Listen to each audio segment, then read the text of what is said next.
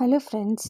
Tuesday பிரேக்ஃபாஸ்ட்டுக்கு பார்த்தீங்கன்னா, நல்லா கூழ் சாப்பிட்டுட்டு மில்லட் தோசை, அதுவும் வெங்காயம்லாம் போட்ட ஒரு ஊத்தப்பம் மாதிரி மில்லட் தோசை சாப்பிட்டு முடிச்சுட்டு 11 மணிக்கா ஒரு கிரேப்ஸ் ஜூஸ். செவ்வாய்க்கிழமையாச்சே, ஃபுல் வெஜ் மீல்ஸ் தான். சவ் இருந்துச்சு. ஸோ அதை போட்டுட்டு கொஞ்சமாக அது கூட கேரட்டும் ஆட் பண்ணிவிட்டு ஒரு கூட்டு மாதிரி செஞ்சிடலாம் அப்படின்ட்டு குக்கரில் வச்சுட்டேன். இந்த கூட்டு கொஞ்சம் லைட்டாக இருக்கும் சாப்பிட்றதுக்கு. ஸோ அதுக்கு காரசாரமாக ஒரு வாழைக்காய் பொரியல் செஞ்சால் சூப்பராக இருக்கும். அது காம்பினேஷன். வாழைக்காவை தோல்லாம் சீவிட்டு இந்த மாதிரி கட் பண்ணிவிட்டு குக்கரில் பார்த்தீங்கன்னா ஒரு மஞ்சத்தூளும் உப்பும் போட்டு வேக வச்சிடணும். இதுக்கிடையில திடீர்னு கடலைப்பருப்பு வடை சாப்பிட்ணுன்னு ஆசை வந்துருந்துச்சு. அதனால் பிரேக்ஃபாஸ்ட் சாப்பிடும்போதே அதை ஒரு கப்பு எடுத்து ஊற வச்சுட்டேன். நல்லா தண்ணி வாஷ் பண்ணிவிட்டேன்.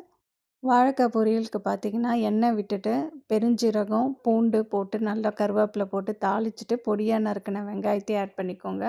இது கூட தக்காளியும் சேர்த்துட்டு உங்களுக்கு காரத்துக்கு ஏற்ற மாதிரி தனி மிளகாத்தூள், கொத்தமல்லி தூள், பெருஞ்சீரகமும் சீரகமும் சேர்த்து அரைச்ச அந்த தூள், தேவையான அளவுக்கு உப்பு சேர்த்துட்டு நல்லா வதக்கிட்டு லைட்டாக தண்ணி கொஞ்சோண்டு ஆட் பண்ணிக்கணும். அதோடு சேர்த்துட்டு நம்ம ஆல்ரெடி வேக வச்சோம் இல்லையா வாழைக்காவை, அதை இதோட சேர்த்துட்டு நல்லா ஒரு ஸ்லோ ஃப்ளேம்லேயே நல்லா பெரட்டுன்னு பெரட்டிட்டு கடைசியாக கொத்தமல்லி போட்டு இறக்குனா சூப்பரான ஒரு ஸ்பைசியான வாழைக்காய் பொரியல் ரெடி.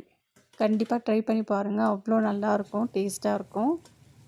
பருப்பு வடைக்கு பார்த்தீங்கன்னா மிக்சியில் அரைக்கும் போது ஊற வச்சிட்ட பருப்பு, அது கூட பச்சை மிளகா, இஞ்சி, பூண்டு, பெருஞ்சீரகம் இதை போட்டு நல்லா அரைச்சிக்கணும். தண்ணி சேர்க்கக்கூடாது.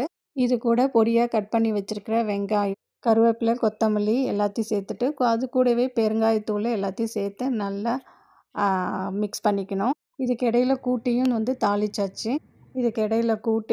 தாளிச்சாச்சு. ஆரம்பத்தில் நல்லா பெரிய பெரிய வடையாக போட்டுட்டு இருந்தேன். டக்குன்னு எனக்கு பழைய ஞாபகம் வந்துடுச்சு, ஊர் ஞாபகம் வந்துடுது. அதில் நாங்கள் சுட சுட ஒரு ₹2க்கு வடை வாங்கிட்டு சாப்பிடுவோம். அந்த வடை பார்த்திங்கன்னா இந்த மாதிரி பட்டன் சைஸில் தான் இருக்கும், குட்டியாக இருக்கும். இது வரைக்கும் நாங்கள் அதை ஆறி போய் சாப்பிட்டதே இல்லை. ஏன்னா சுட சுட தான் அதை சாப்பிட்ருக்கோம். அந்த ஞாபகம் வந்துருந்துச்சு. ஸோ இதுதான் டியூஸ்டே லன்ச்சு. நல்லா சவ் கூட்டு, அதுக்கப்புறம் வாழைக்காய் பொரியல், நேற்று செஞ்ச கொஞ்சம் வெண்டைக்காய் பொரியலும் இருந்துச்சு. அப்புறம் வடை வச்சு சாப்பிட்டேன். சாப்பிட்டு முடிச்சோடனே ரொம்ப நாளாக பெண்டிங்கில் வச்சுட்டு இருந்த என்னோடய ஆர்ட் ஒர்க்கை இப்போ மறுபடியும் எடுக்க ஆரம்பிச்சிட்டேன். அதுக்கு பெயிண்ட் பண்ணிட்டு போயிட்டு இருந்தேன்.